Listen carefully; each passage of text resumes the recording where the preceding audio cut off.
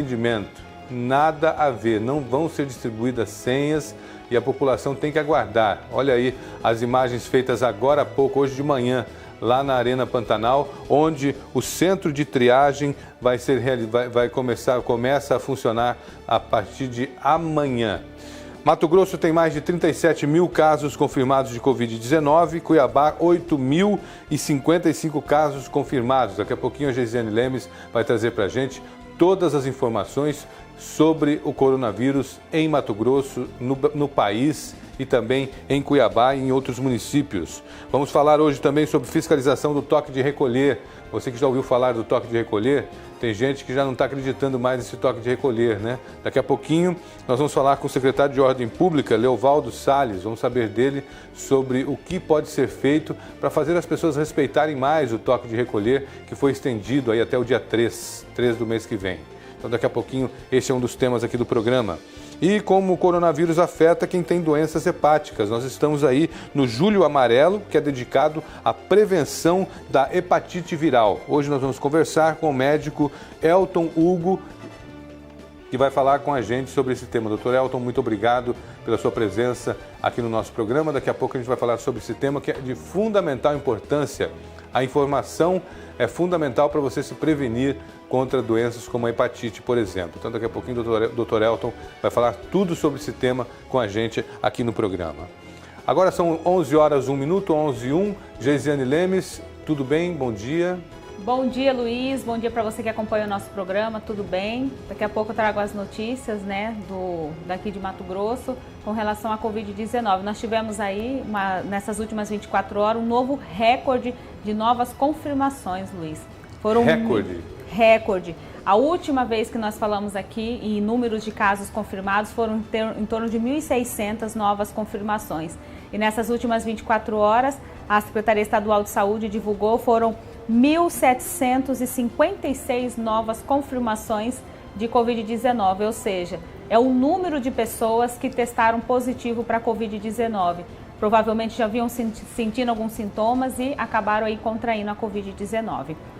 Eu gostaria de mostrar agora, Luiz. Daqui a pouquinho você detalha esses números aí pra gente, porque eu vou mostrar o nosso site aqui, que eu esqueci de mostrar o site aqui no início do programa, que é o tvmaisnews.com.br, onde você fica sempre muito bem informado, você sabe disso.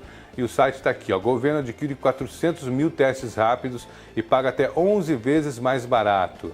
Eu já quero saber da Geisiane se esses testes vão ser realizados gratuitamente para a população, se são os testes que vão ser utilizados ali no centro de triagem. A arrecadação de ICMS de Mato Grosso resiste à pandemia e cresce 4%. Bolsonaro recebe o terceiro teste positivo para a Covid-19, diz Planalto. Continua infectado, portanto, o presidente continua aí infectado pelo coronavírus. Torcer pela plena recuperação do líder maior da nossa nação. Agora sim, Geisiane, esses números, esse 1.700 e quanto? 1.756 pessoas testaram positivo para a Covid-19. Em 24 horas? Em 24 horas. É o novo recorde que Mato Grosso registrou aí por conta dessa doença. Cuiabá, inclusive, até passou de 8 mil casos de Covid-19. Cuiabá... A gente vinha caindo, né? Nos últimos dias caindo e agora teve esse pico. Na semana passada nós mostramos aqui, cada dia aparecia em torno de 300, 400 confirmações de Covid-19. Então, essa 24 horas mostra aí um alarme, né, que nós estamos aqui no nosso estado. Não são os exames realizados no fim de semana já? Então, não é o resultado do fim de semana? Pode ser também, até porque o resultado sai normalmente quando a pessoa já apresenta alguns sintomas, que a pessoa já tem mais ou menos uns 4 dias com algum sintoma, faz o teste. Às vezes o teste demora 2 dias e até uma semana, dependendo como é feito esse exame. Mas esse número é mesmo diante de várias medidas de prevenção da Covid-19 que estão acontecendo no estado, em vários municípios, cada município com alguma medida que é para reduzir o número de casos. Então, será que sem essas medidas esse número poderia ser bem maior, Luiz? Será que teríamos mais de 2 mil casos confirmados em 24 horas aqui no nosso estado? Pois é, uma situação extremamente complicada e estamos na quarentena, né? Eu fico imaginando o que o juiz que determinou lá, como é que é o nome dele? Eu sempre me esqueço o nome do juiz que determinou. O Lindotti, né? Obrigado, Juarez. O Dr. Lindotti vê esses números, ele vai querer mais uma semana de quarentena. E daqui a pouco mais um mês. E talvez a quarentena, sem quarentena, do jeito que a gente está tendo aqui, não vai funcionar. Quer ver como é que está? Temos imagens da CEMOB? Como é que estão? Mostra para mim a Fernando Correia lá. Vamos ver como é que está Fernando Correia nesse início de manhã. Porque é o seguinte, né? A gente está falando aí em quarentena e tudo mais, mas na maioria dos casos aí, as câmeras estão derivando ali, vamos ver se é uma segura. Olha aí, ó, essa aí da Avenida Miguel Sutil aí. Avenida Miguel Sutil, olha o movimento nesse momento, às 11h05 da manhã. No horário de pico, isso aí praticamente engarrafa. Fica muito mais gente nas ruas. Então, quarentena sem quarentena. Na verdade, é o que nós estamos vivendo hoje. Isso, e essa quarentena em Cuiabá e Várzea Grande, né, Luiz? Várzea Grande, por exemplo, está com 2.807 casos de Covid-19. Cuiabá está com 8.094 casos de Covid-19. Cresceu bastante também o número de casos em Cuiabá. E uma boa notícia, que a informação da Secretaria Estadual de Saúde é que a taxa de ocupação reduziu. Isso varia muito, né, Luiz, por conta da rotatividade que tem nos leitos de UTIs aqui no nosso estado. Mas a maior concentração está na capital, que inclusive a Prefeitura até anunciou 40 novos leitos na semana passada para ajudar aí Coloca a informação na tela para a gente lá. Está em 88,79% a taxa de ocupação em leitos de UTIs no estado todo. Aí no nosso quadro está mostrando 88,79% a taxa de ocupação de UTIs. E a Secretaria divulgou também os municípios que estão com maiores casos. Cuiabá e Várzea Grande são os municípios que têm mais casos de Covid-19 e também são os municípios que recebem pacientes de outros estados. E na sequência, Rondonópolis, Lucas do Rio Verde, Tangará da Serra, Primavera do Leste, Sorriso, Sinop, Nova Mutum e Pontes e Lacerda. Esses são os 10 municípios divulgados pela Secretaria Estadual de Saúde que estão com alto risco também de contaminação da Covid-19. E ontem o governador do estado, Mauro Mendes, anunciou que vai incluir agora como serviço essencial as academias, os salões de beleza e também as barbearias. Nós temos um vídeo para mostrar do anúncio que foi feito ontem.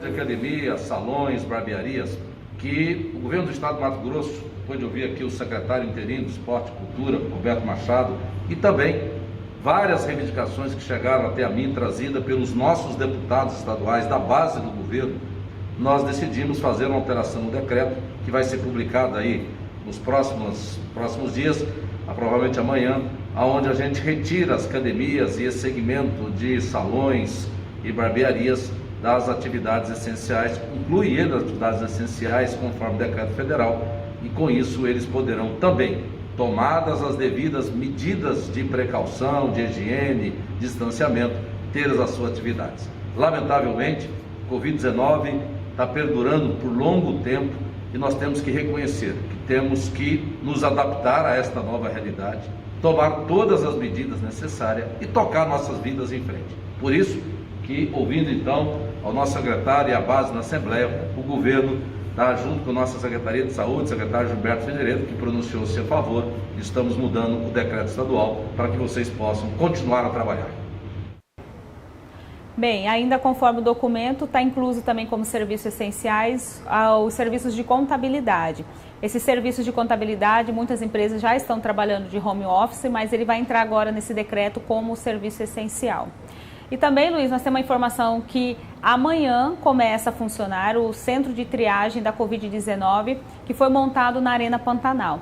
Porém, hoje pela manhã já teve uma fila muito grande de pessoas que estavam procurando atendimento lá no local. Volta a imagem lá para nós, bem no início que tem a imagem da fila. Olha aí. Olha o tanto de gente na fila para fazer o quê? Para pegar o kit Covid. Então, ou para pegar o Covid, né? Porque sai de casa, se coloca em risco. Então, muita gente, né? Inclusive, nossa produção até entrou em contato com a assessoria de imprensa do governo do estado para ver se eles tomaram alguma decisão e não tinham avisado a gente, né? Mas foi confirmado mesmo que vai começar a funcionar amanhã o atendimento. A entrega das senhas vai começar às 6 horas da manhã. O atendimento é das 7 horas da manhã até às 17 horas, podendo ser estendido para quem já está lá com a senha. Então, essa fila foi feita hoje na Arena Pantanal, mas não foi entregue senha, porque o atendimento começa apenas amanhã, Luiz. E eu garanto para você que 4 horas da manhã, 3 horas da manhã vai ter gente na fila, já esperando a distribuição das senhas, que começa às 6 da manhã. Não faça isso, vai dar tempo de você ser atendido, não vai ser distribuído o remédio aleatoriamente, a pessoa tem que passar por uma triagem. Só vá lá se você estiver de fato com sintomas, sentindo alguma coisa. Não corra risco desnecessário, não saia de casa desnecessariamente, né? Porque senão a pessoa vai acabar contraindo o coronavírus gratuitamente, sendo que poderia ter ficado em casa. Olha quanta gente na fila aí. E esse centro de triagem não vai ser somente assim para entrega de kit Covid, lá vai ter uma triagem, a pessoa vai passar por uma consulta, se ela estiver apresentando os sintomas, ela vai ser encaminhada para fazer os exames e se testar positivo para Covid, aí ela vai ser medicada, enfim, os médicos vão dar toda a recomendação para a pessoa, não vai ser simplesmente um centro de distribuição para a pessoa receber o kit. Nós falamos ontem aqui do anúncio da Prefeitura de Cuiabá, que começou a entrega do kit Covid nas unidades de saúde do município. São 14 unidades que vão fazer a entrega desse kit Covid para os pacientes que têm também algum sintoma. E esse kit será entregue apenas com prescrição médica. E no Brasil, a gente está vendo aí também, né, Luiz, a questão das aulas. Foram suspensas as aulas, não tem previsão de retorno das aulas. E a gente tem um vídeo para mostrar que repercutiu bastante nas redes sociais, de uma professora no Rio de Janeiro, que ela criou um kit abraço para ela conseguir ter um contato com os alunos. Vamos mostrar esse vídeo. A alegria do João, de 8 anos, estava na cara.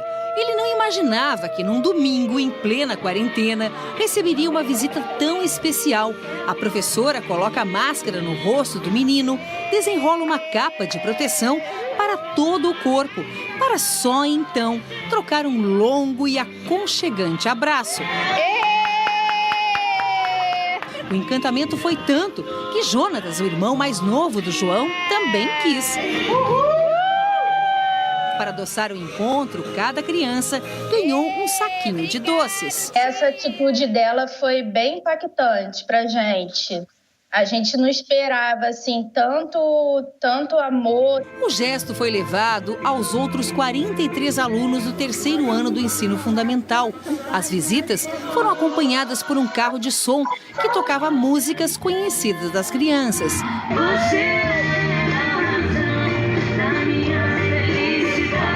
Antes de ir à casa dos alunos, a professora entrou em contato com os pais, pedindo autorização para a surpresa. Então eu tive a ideia de uma segurança para mim e para eles, e comprar a capa, fazer a máscara, comprar a luva, materiais individualizados, todos higienizados, e ir à casa de um por um, com a conscientização do pai, que eu liguei para cada pai para poder pedir a permissão, e que não fosse dentro da casa, fosse do lado de fora, sem aglomeração, sem ninguém próximo. Eu só colocar a capa neles, trocar a minha capa a cada criança que eu chegava, pra gente dar esse abraço, assim, aquela necessidade de mostrar pra eles, assim, que daqui a pouco vai acabar, daqui a pouco vai passar. O abraço criativo da tia Maura gerou uma onda de agradecimentos. Foi muito lindo ver o rostinho da minha filha, ver a emoção da minha filha no reencontro com a professora dela. Maura, eu te amo muito, um beijo. E eu te amo meu milhões infinito e além.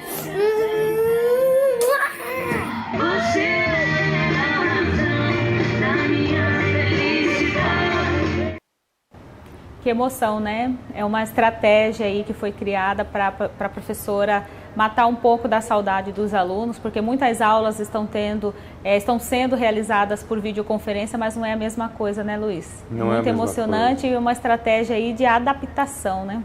Eu me emocionei aqui. Eu também, fiquei muito emocionada com isso. Eu sou chorão. Mas qualquer coisa estou chorando, já achei uma É que não está sendo fácil para as crianças. Parabéns pela atitude da professora, não está sendo fácil para as crianças. Quem tem filho sabe muito disso, eu tenho filho, a gente fica o tempo todo dentro de casa para evitar essa contaminação da Covid-19, né? É uma atitude muito bacana, mas vamos esperar que a gente tenha essa oportunidade de estar presente aí, os professores e os alunos, o mais rápido possível, né, Luiz? Por enquanto, muito obrigado pelas Luiz. informações. Qualquer coisa você volta. Nós teríamos agora no primeiro bloco do programa uma entrevista com o Leovaldo Salles, que é o secretário de Ordem Pública, mas nós tivemos um probleminha com o link dele, ele não está conseguindo conectar. Então eu vou para o intervalo. Na sequência eu volto falando já do Julho Amarelo, que é o mês dedicado à prevenção da hepatite viral. Então não saia daí, são 11 horas e 14 minutos, vão ser 11h15 agora. E você vê imagens aí da nossa querida Cuiabá, a partir das imagens das câmeras da CEMOB. Voltamos em instantes, até já.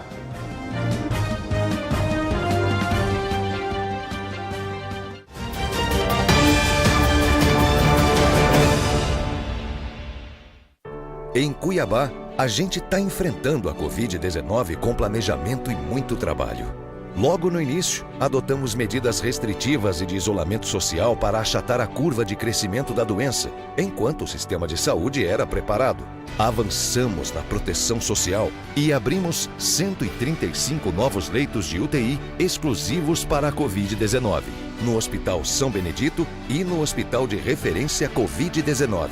Cada UPA e policlínica ganhou respirador, permitindo que os pacientes sejam tratados nos leitos de estabilização e salvando mais vidas. E os 90 leitos de UTI para atendimento não Covid continuam funcionando no Hospital São Benedito e no HMC. Agora, sua atitude é ainda mais importante. Higienize sempre as mãos. Use máscara, respeite a distância do outro e cuide das pessoas do grupo de risco. Nossa luta é pela vida. Prefeitura de Cuiabá. Algo novo todos os dias. tvcultura.com.br é para quem quer saber mais. Mais música, mais arte, mais educação, mais receitas. Tudo sobre TV, lives, muita diversão e notícias. Informação que vale ser compartilhada. Quer saber? tvcultura.com.br. É mais que um site, é cultura.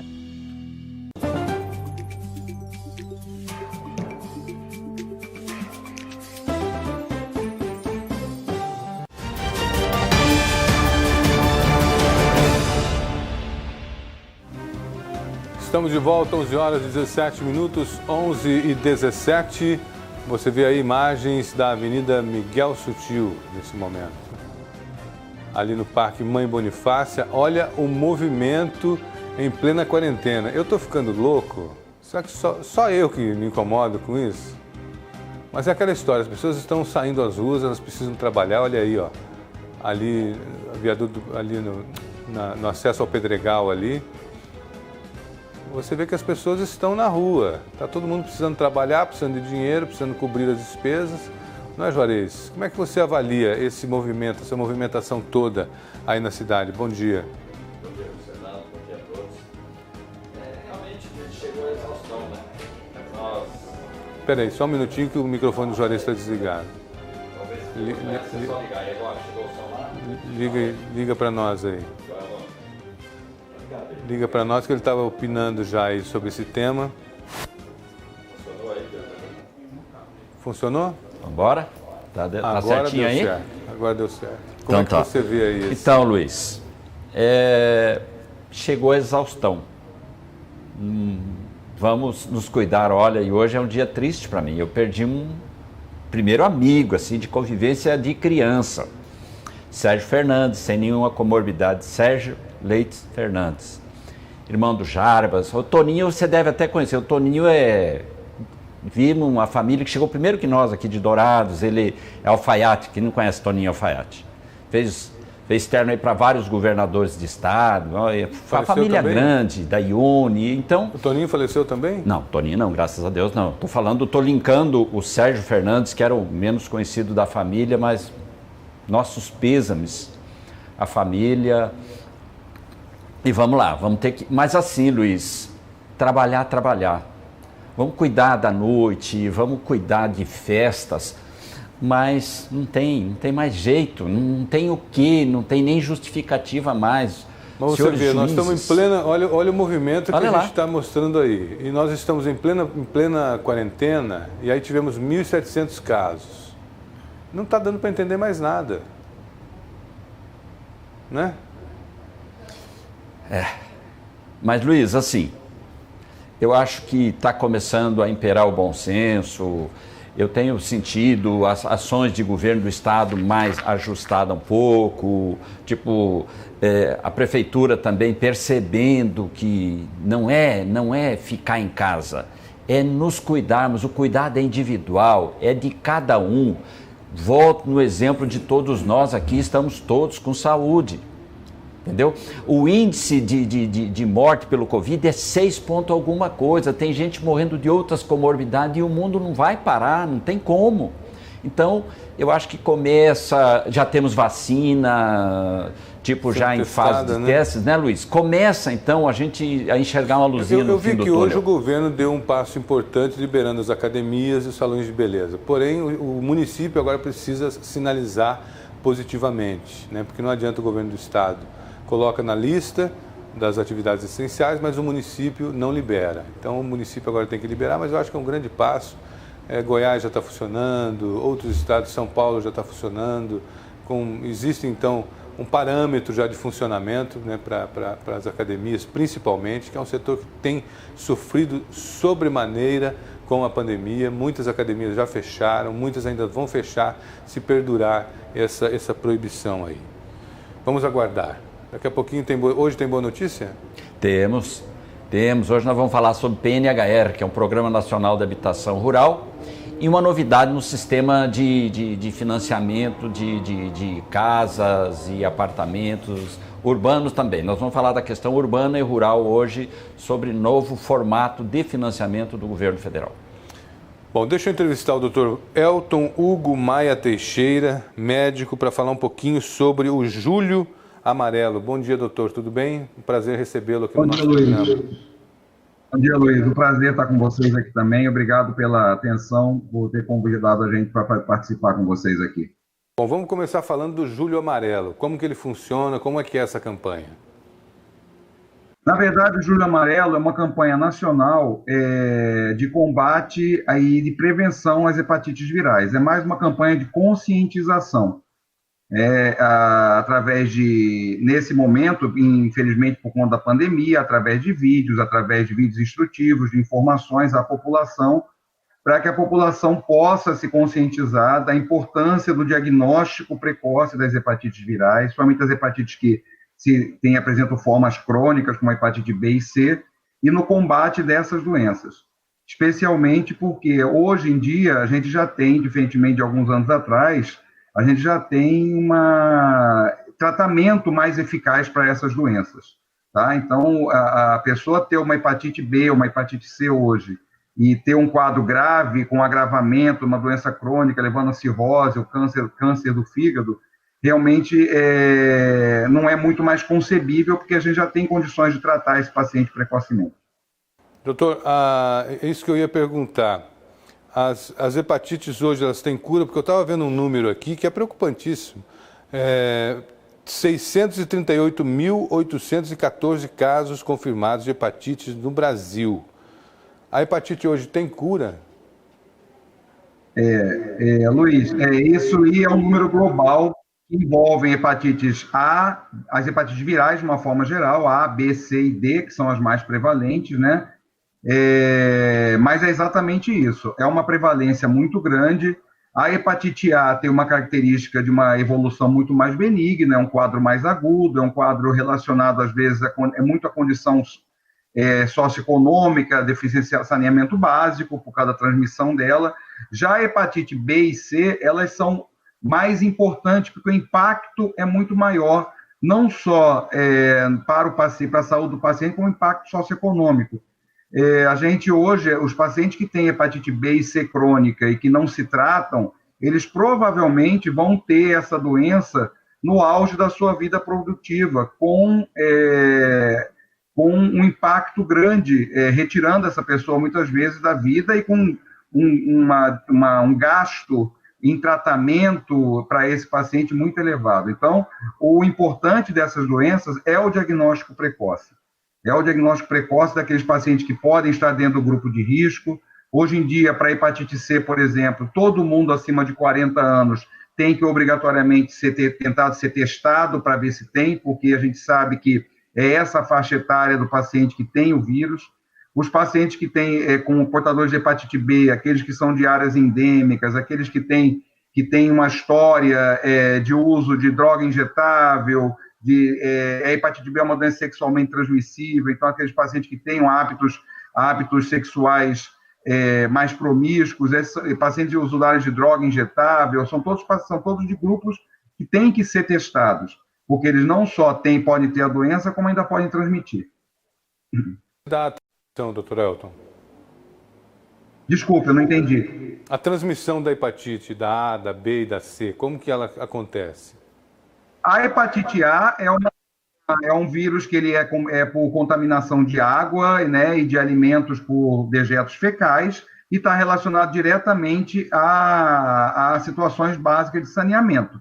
É muito comum serem microepidemias, às vezes em orfanatos, instituições, escolas, que pode acontecer por conta dessa contaminação, por causa da característica da doença. Já a hepatite B e C, elas são, a forma de contaminação principal é através de agulhas e objetos cortantes contaminados, né? Então, aí inclui-se agulhas contaminadas para usuários de drogas injetáveis, objetos cortantes como alicate de unha, como gilete de barba, onde há o compartilhamento. No caso da hepatite B, existe uma transmissão sexual, que também não é desprezível, tá? Para os pacientes de mais de 40 anos, que nasceram entre a década de 70 e 90, onde ainda não havia uma testagem de hemoderivados, né, como hoje já existe, desde aquela época já existe, e também por causa do uso de seringas não estéreis desde aquela época, né, o pessoal que ia na farmácia tomar remédio e tudo mais, e havia um compartilhamento numa não esterilização de agulhas, para esses pacientes também é um dado epidemiológico importante para a contaminação da hepatite C. Hoje em dia, felizmente, a gente já não tem mais o problema de contaminação de sangue e hemocomponentes, né? Então, hoje isso já todos os bancos de sangue no país inteiro já são testados para hepatite C. Mas existem os pacientes dessa faixa etária que podem ter o vírus e que não sabem. Bom, Juarez Fiel tem uma pergunta para o senhor. Fala, Fiel. Doutor Elton, dá para se estabelecer uma correlação entre o Covid-19 e as hepatites nos seus vários níveis de infecções? E se atacado antes um trabalho preventivo, há um efeito correlacionado? Como que o senhor vê isso?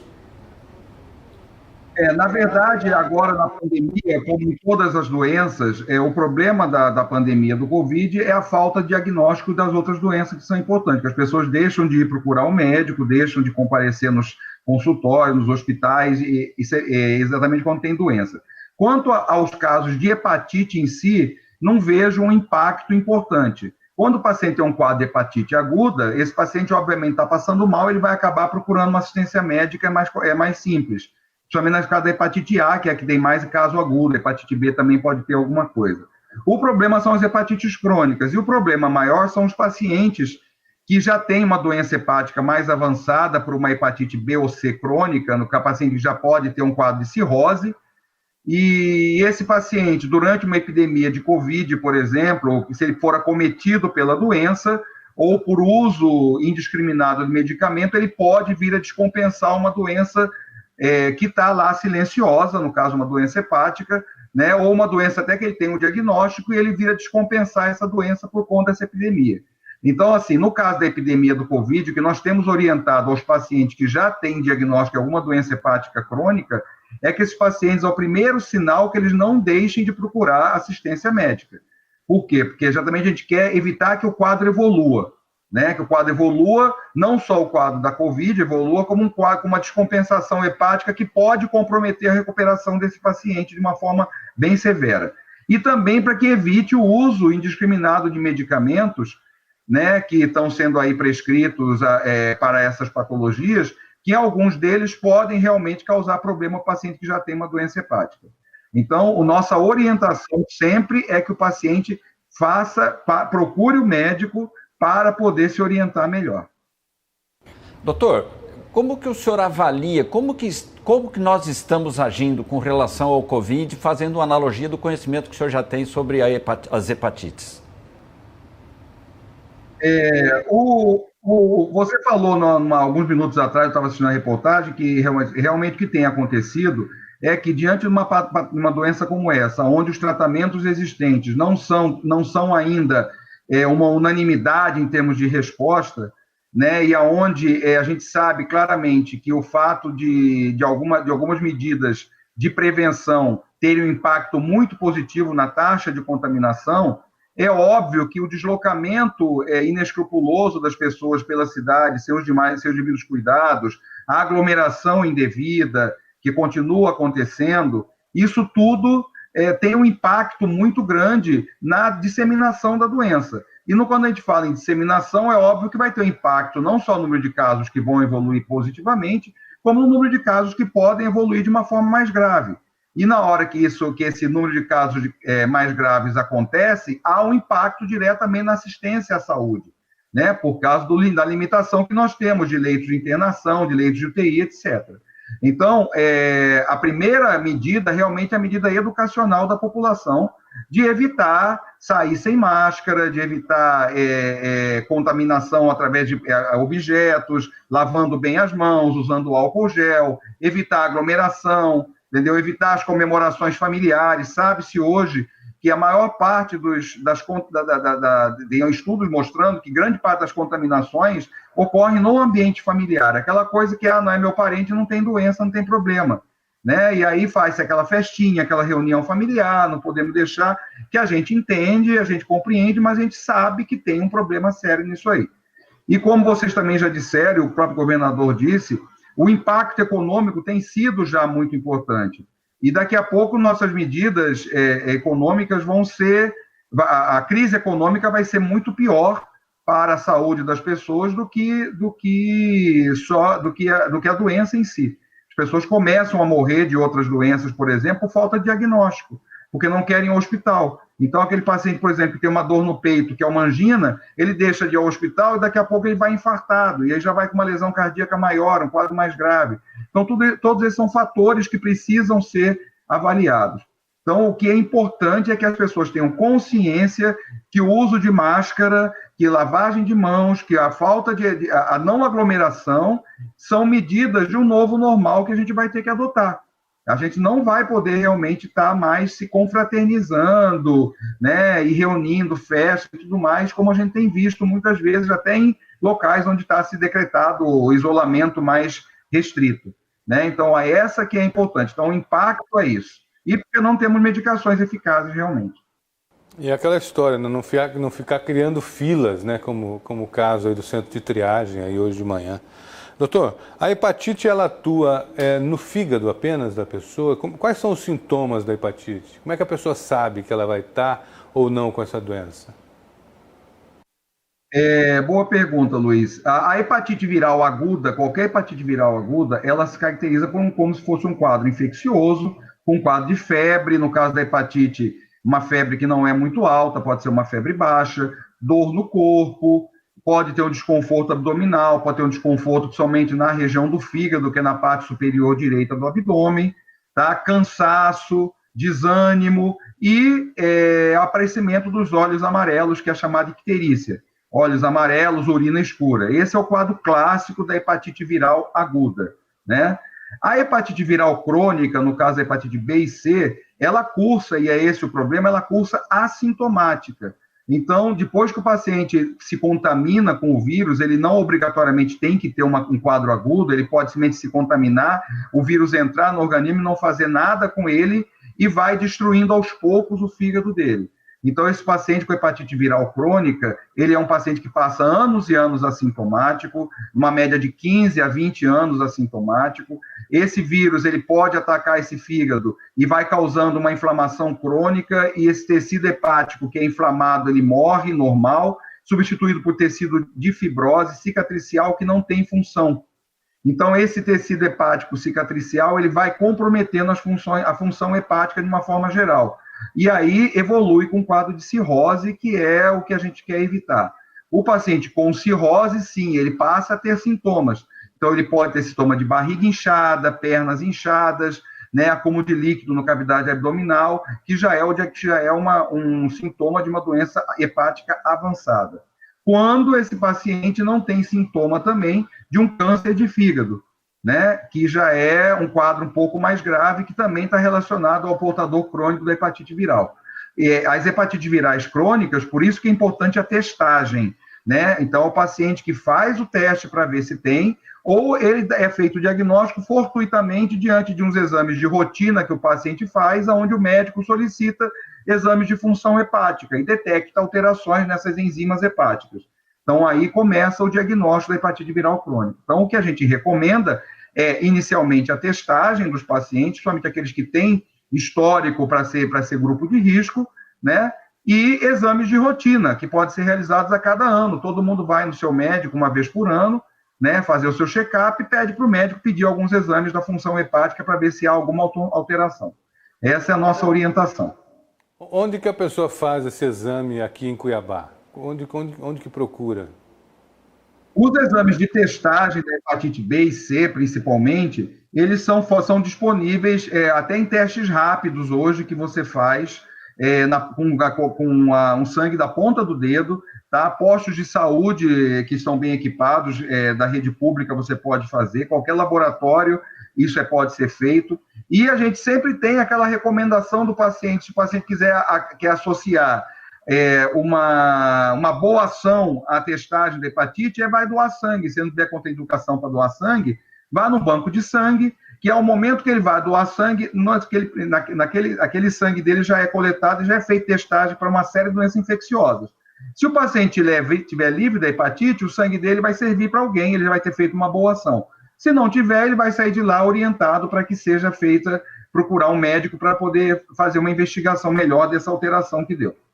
Doutor Elton, para participar dessa campanha do Julho Amarelo, como é que a pessoa faz? Como é que a gente pode colaborar com todo esse trabalho aí? Na verdade, como eu falei, a campanha Julho Amarelo está sendo uma campanha hoje basicamente online, então existe uma série de grupos de ajuda, grupos da sociedade civil de ajuda a doenças de fígado, você colocar em qualquer desses buscadores da internet, mas existe o site oficial da Sociedade Brasileira de Hepatologia, sbhepatologia.org.br.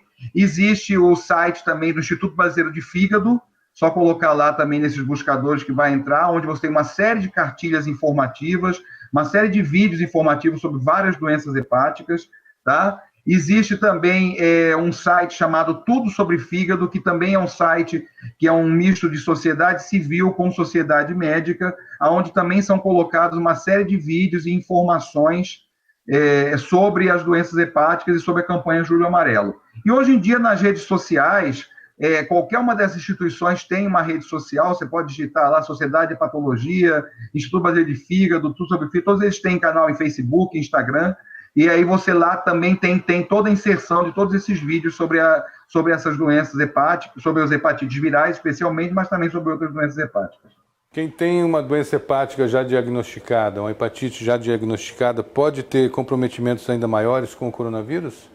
Ou ainda não tem um estudo determinando isso? Se o paciente tiver doença hepática crônica, doença crônica do fígado por conta de uma hepatite, ele pode ter uma descompensação que jamais ele teve, ele pode estar muito bem, mas ele pode descompensar o fígado em vigência de uma infecção por coronavírus.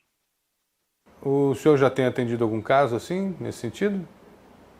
Felizmente não, graças a Deus, os meus pacientes que eu tenho, que acompanham doença crônica, a gente instrui muito bem esses pacientes para qualquer problema entrar em contato. E até o momento, a gente não teve nenhum paciente relatando nada disso, nenhuma gravidade por conta da infecção por coronavírus. Embora eles sejam muito bem orientados para, em qualquer situação de doença infecciosa, eles evitarem contato, evitarem aglomeração, eles já são orientados. Essas doenças silenciosas, elas trazem muito medo, né? Porque a pessoa não sabe o que vai acontecer a partir do momento em que for diagnosticada. E às vezes até evita fazer o exame para não ter uma notícia que poderia ser uma sentença de morte. Não é uma sentença de morte hoje em dia, né? Não, em absoluto, muito pelo contrário. Você ter o diagnóstico de hepatite B e C e você ser um paciente assintomático e sem doença avançada, lhe dá uma alta probabilidade de cura da doença hoje, porque tem medicamentos. Para hepatite C, por exemplo, os medicamentos têm uma taxa de cura de mais de 90%. Então, não se justifica um paciente hoje ter medo de fazer o teste para saber se tem um problema. E os medicamentos, o tratado na hepatite C, pontualmente, que hoje a campanha nossa não é só de diagnóstico, é de erradicação do vírus. Existe uma proposta da Organização Mundial de Saúde de, nos próximos 10 anos, erradicar essa hepatite C no mundo, diante dos medicamentos que nós já temos hoje disponíveis para tratar. Então, há uma expectativa, uma perspectiva de erradicação do vírus. Então, hoje, você ter um vírus de hepatite C, você tem uma alta chance de tratamento, de cura, e depende do tipo, do estágio da doença, em até 2 meses de tratamento, tomando um comprimido por dia. 8 semanas, um comprimido por dia, você cura a doença sem qualquer tipo de sintoma colateral, de efeito colateral por conta do remédio. Os remédios hoje são extremamente seguros e não têm efeitos colaterais. No caso da hepatite B, depende do estágio da doença, a resposta, porém, as medicações disponíveis hoje também controlam perfeitamente a doença e evitam a evolução para a doença grave, quer seja cirrose, quer seja uma insuficiência hepática grave, ou quer seja o câncer do fígado. Então, hoje, não se fazer o diagnóstico, ter medo do diagnóstico, é você decretar que você pode morrer dessa doença, porque você, inexoravelmente, se é de um grupo de risco e você tem alguma chance de ter se contaminado, você está se condenando a morrer da doença. Diagnosticado precocemente, em 8 semanas, até 8 semanas, é possível fazer a cura, ter a cura. E diagnosticado tardiamente, pode ser que a pessoa não consiga se curar. Exatamente. Ela pode ser que não consiga se curar, ela pode ser que não consiga resolver o problema da doença hepática já instalada. Porém, ela pode curar ainda o vírus, sim, e evitar que a doença evolua para formas mais graves. Então, independente de qualquer coisa, o fato dela ter já uma doença mais grave por conta, ou uma alteração hepática, não quer dizer também que ela não vá ter chance. Como eu falo para muitos pacientes meus, você vai morrer com esse fígado, mas não vai morrer desse fígado. Então, se cuidar e se tratar e se erradicar o vírus, ou pelo menos diminuir a ação desse vírus nesse fígado, ele vai com esse fígado até o final. E vai morrer de outra coisa, se Deus quiser. Se Deus quiser. Olha, nós temos uma informação aqui, a produção entrou aqui durante a sua entrevista, para falar sobre um local onde é feito o exame. Coloca na tela para mim ali, ó. CTA de Cuiabá, no CPA 1. O endereço é o Centro de Testagem e Aconselhamento. O telefone está na tela aí, ó. É o 3025-6816. Horário de atendimento da unidade é manhã e tarde. Realiza testes laboratoriais de hepatite B, hepatite C, HIV, sífilis e o teste rápido de HIV. Rua Óbidos, sem números, do CPA 1. E tá ali tudo bonitinho ali, ó. Localização bacaninha, mas tem um telefone para você ter mais informações. 3025-6816.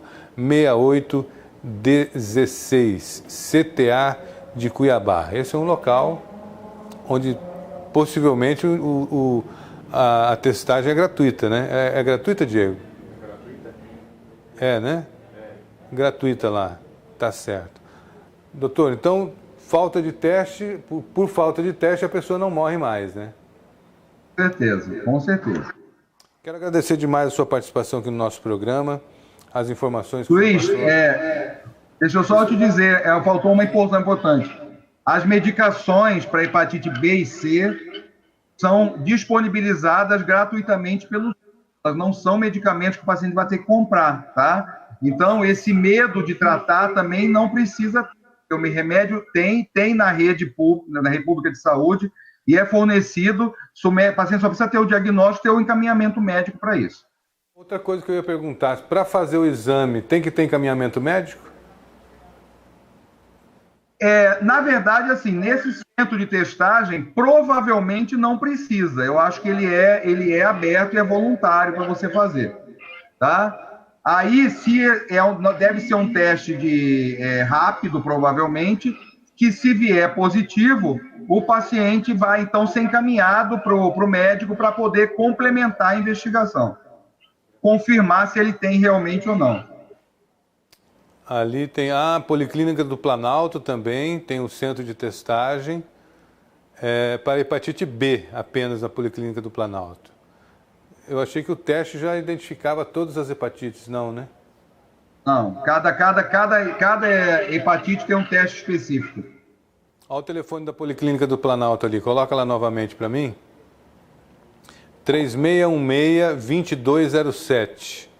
3616-2207, para você fazer a testagem, no caso lá da Policlínica do Planalto, hepatite B, HIV e sífilis. Doutor, esqueci mais alguma coisa, mais alguma informação importante? Vamos aproveitar esse espaço aqui, não é todo dia que a gente fala sobre esse tema. É verdade. O que a gente sempre orienta o paciente, e está orientando nessa época agora de pandemia, nessa época de isolamento, é que o paciente não deixe que os sintomas que ele possa eventualmente estar sentindo, o façam por conta de medo da pandemia, não procurar uma unidade de saúde ou procurar uma assistência médica. Ele não precisa do pronto atendimento que está lotado, uma policlínica, mas procurar um consultório médico, procurar um clínico ou um médico de família próximo da sua residência, onde no horário que não tem, para poder esclarecer isso, né, e solicitar informações e orientação. O grande problema numa época dessa, onde as pessoas estão com medo até de sair, de ir nos hospitais, é exatamente deixar tardio um diagnóstico ou um tratamento de alguma coisa que podia ser perfeitamente evitável. Então, não deixar de procurar. E aqueles pacientes que realmente tiverem, dentro daquela faixa etária, como eu falei, acima de 40 anos para hepatite C, ou aqueles outros que estiverem em comportamentos ou que possam ter histórico de risco para a contaminação da hepatite B e C, principalmente, que são as nossas grandes focos hoje, na primeira oportunidade que procurar seu médico, seu clínico geral, solicitar o exame, que seja feito um exame da avaliação da função hepática, se for o caso, a sorologia para hepatite B e C também, e aí para ele poder realmente ficar tranquilo quanto a esse aspecto, de ter ou não ter a doença, ou de ter ou não ter o vírus, ou de ter que fazer algum tipo de tratamento especial. Lembrando que temos hoje tratamento disponível pela rede pública do SUS, medicação disponível, testagem disponível, então hoje realmente só vai perder a oportunidade de tratar quem não quiser. Estou com mais um endereço aqui, lá da UBS, lá de Várzea Grande, Maria Galdina da Silva, centro de testagem de lá, o 3688-3149. É o que o doutor falou. Por falta de teste, a pessoa não fica, né? Doutor Elton, muito obrigado pela sua presença aqui no programa, sucesso e parabéns pelo seu trabalho. Obrigado, eu que agradeço o convite. Estamos à disposição sempre. Vamos voltar a esse tema em breve. Obrigado. Obrigado. Olha, agora são 11h47, 11h47, vou para um rápido intervalo, voltamos na sequência falando com o secretário de Ordem Pública, agora deu certo o link. Daqui a pouquinho a gente vai conversar com o coronel Leovaldo Salles e vamos falar com ele sobre esse toque de recolher aí e outros temas também. Até já.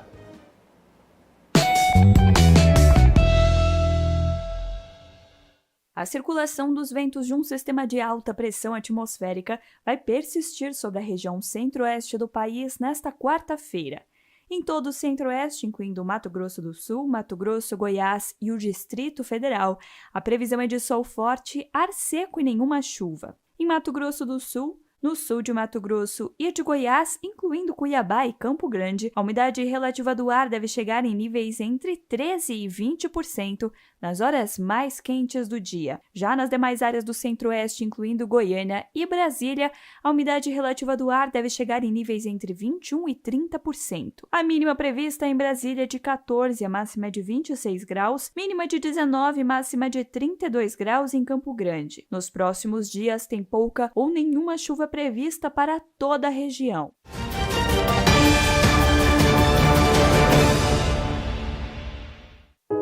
cuida também precisa de cuidados.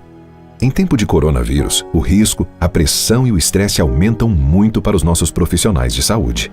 Pensando neles, a Prefeitura de Cuiabá criou o Cuidando de Quem Cuida da Gente, um programa pioneiro com vídeos, workshops e 4.800 atendimentos psicológicos e psiquiátricos para os nossos guerreiros seguirem cuidando da nossa gente.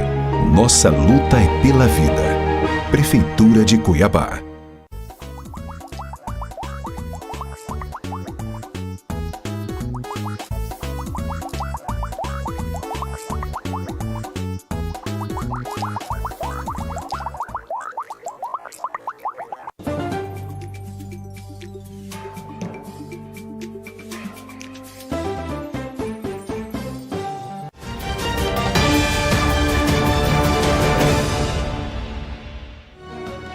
Estamos de volta, 11 horas e 49 minutos, 11h49. Você vê imagens do trânsito aqui da nossa cidade. Olha a Avenida do CPA, como que tá aí, ó. Olha a Avenida Historiador Rubens de Mendonça. Movimentaço também, né? Muitos carros na avenida aí. São 11h50. Deixa eu entrevistar agora o secretário municipal de Ordem Pública de Cuiabá, Leovaldo Salles. Bom dia, secretário. Prazer recebê-lo aqui no nosso programa. É um prazer vê-lo e revê-lo, né? Estou com saudade aí das nossas conversas aí, meu amigo. Bom dia, Luiz Fernando. Prazer falar contigo e te ver também. Saudável, bonito. Obrigado. Estamos aqui à disposição. Bom, vamos falar um pouquinho sobre o toque de recolher. As pessoas não estão respeitando, estão respeitando. Como é que está isso aí? Luiz, nós iniciamos o toque de recolher por determinação do prefeito Emanuel Pinheiro no dia 23 de maio. Já estamos aí vencendo quase o segundo mês de toque de recolher. Uma medida muito acertada porque diminuiu bastante as aglomerações durante o período noturno. Ocorre que nós temos uma situação agravante. As pessoas estão estressadas, a sociedade não consegue mais ficar dentro de casa. E aí, por falta dessa construção de uma consciência de seriedade e gravidade do momento que nós estamos vivendo, nós não vamos resolver manter as pessoas nas suas existências, nas suas residências, apenas com ações de fiscalização ou de polícia, né? A verdade é que nós estamos chegando num limite, né, de estresse social que eu fico preocupado com a evolução das coisas daqui para frente. O Juarez Fiel tem uma pergunta para você. Pois não, Juarez? Bom, me associar ao Luiz Fernando com relação ao coronel, que é uma pessoa que eu respeito muito. Mas, coronel, essa diferença, às vezes, entre o governador e o prefeito da capital, e o senhor no comando com o policiamento, como é que fica essa relação? O senhor tem sido atendido? Tem alguma dificuldade? Onde que está, se é que há alguma dificuldade na atuação do seu trabalho? Então, nós tivemos, no decorrer desse período, até agora, muitas vozes, né? Primeiro, a voz da dimensão federal.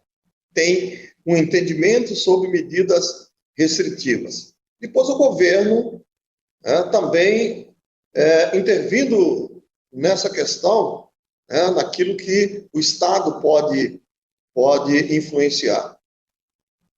Nós somos municipais.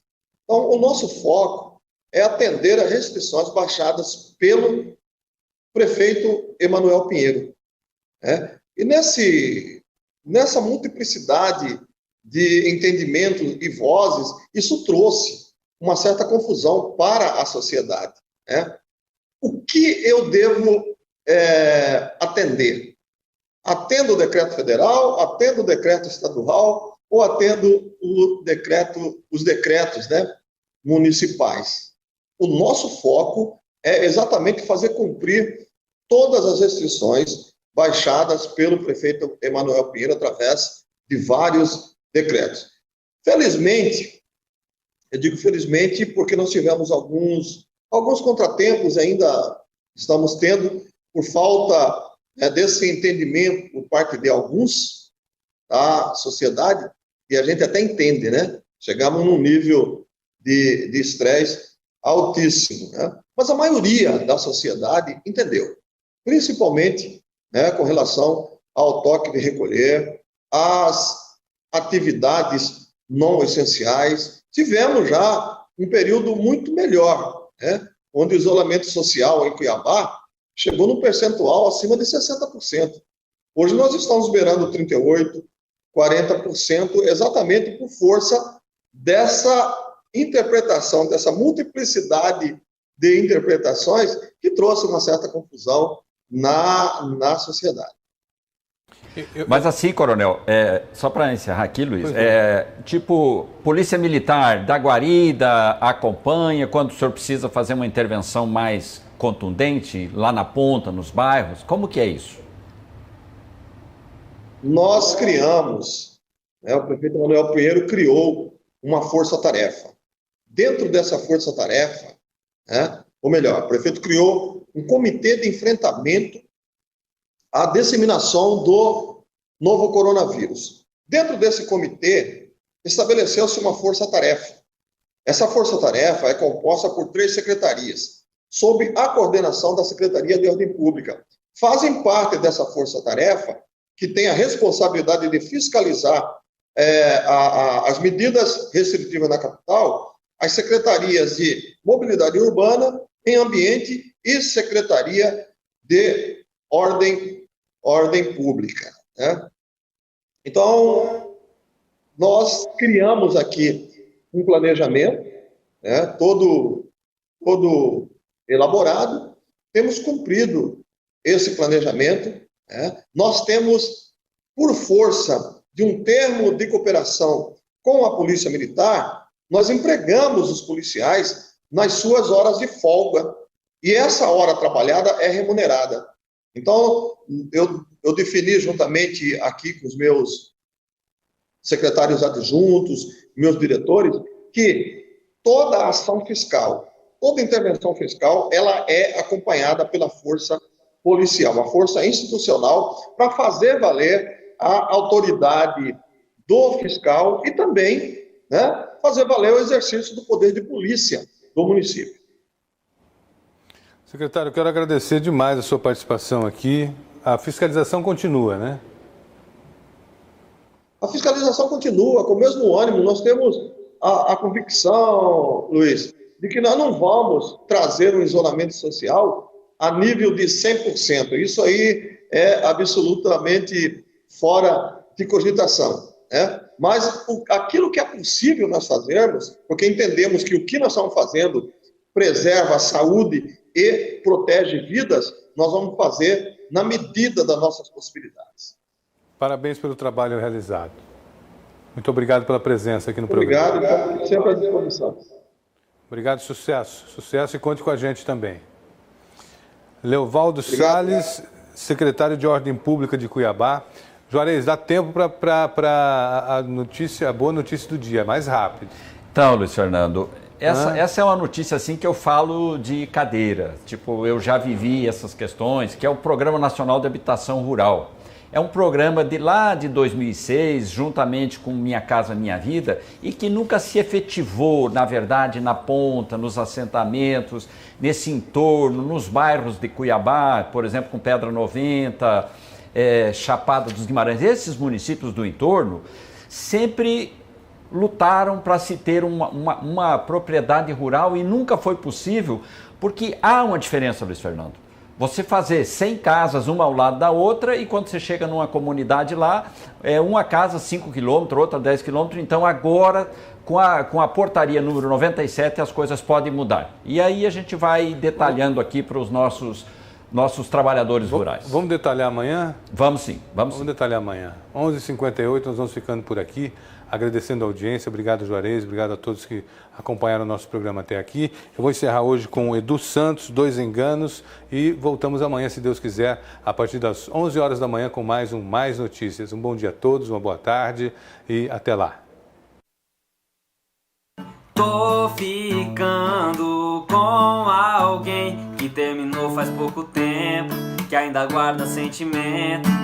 Olha, eu aqui também ainda tô me remoendo por causa do meu antigo relacionamento. Dois enganados, dando uma chance pro amor. Eu quero voltar no passado, ela sonha em ter de volta o que passou. E na hora da cama, o corpo não aceita, a pele não esquenta, nem beijar a gente beija. Respiro, fecho os olhos e já que eu não esqueço, lembro de quem eu amo e só assim eu compareço. E quem tá comigo tá fazendo o mesmo.